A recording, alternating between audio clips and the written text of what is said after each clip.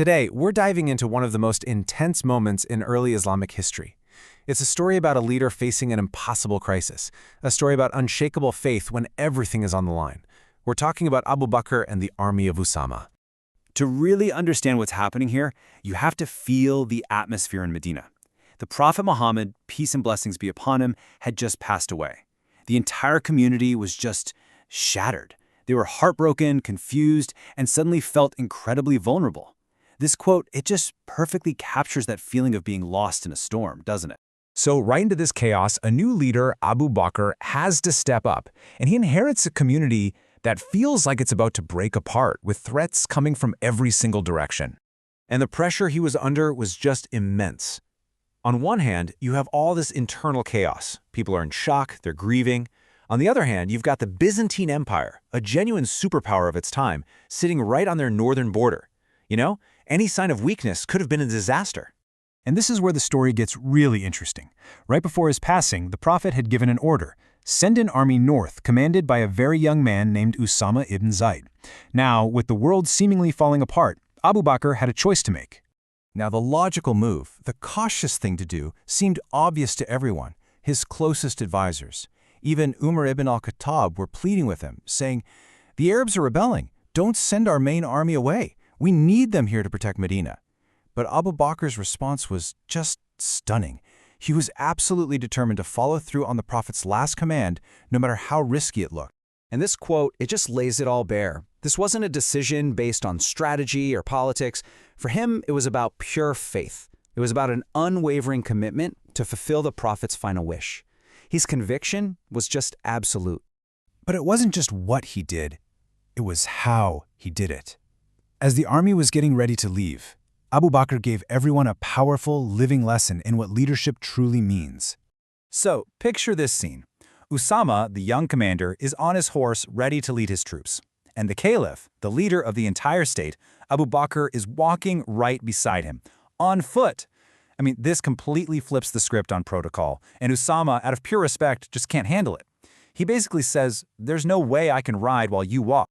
And Abu Bakr's response is just wow. It's one of the most incredible lessons in leadership you'll ever hear. He completely sets aside the whole idea of rank and power. He shows that in his mind, he's not a ruler sitting on a throne. He's a servant, first and foremost, a servant of God. And before the army left, he gave them a very strict code of conduct. This was not about plunder or destruction. It was a mission with clear rules. He told them, don't harm civilians, don't destroy their livelihoods, their trees, or their animals, and leave people of faith alone in their places of worship. He was establishing a deeply ethical framework for war, even in this moment of extreme peril.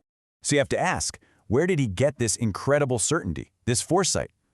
Well, to understand that, we need to look at the worldview that shaped him, a worldview that saw all worldly power as temporary.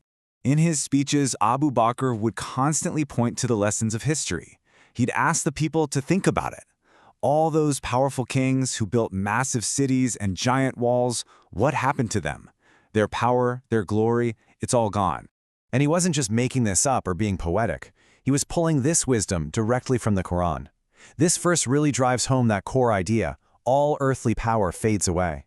For him, this was the ultimate truth that guided every single one of his decisions. And this concept right here was absolutely key to his mindset. He didn't see victory and defeat as permanent. He saw them as cycles, as tests from God that come and go. This is what allowed him to be so unshakable when things looked incredibly bleak. He knew that this difficult moment was temporary and was all part of a larger divine plan. So, the big question is, what happened? What was the result of this incredibly bold, almost reckless decision to send the army away?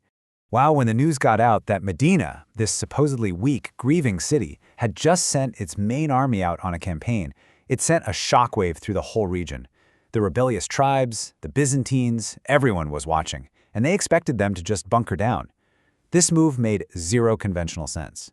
And here's the genius of it. The enemy saw this act of faith and interpreted it as an act of unbelievable strength.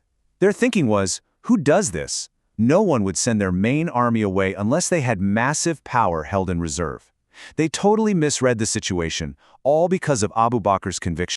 And the results were just incredible. The Byzantine threat just fizzled out. Those wavering tribes saw this show of confidence and were immediately intimidated back into line. And after 40 days, the army came back, mission accomplished, and the new state's authority was cemented. Abu Bakr's single act of faith literally saved the entire community. So it leaves us with this powerful question to think about. When you're in a crisis, and all logic is screaming for caution, but your principles and your faith are pointing toward conviction, what's the right move? This story suggests that sometimes the greatest strength isn't found in reacting to fear, but in holding firm to what you believe.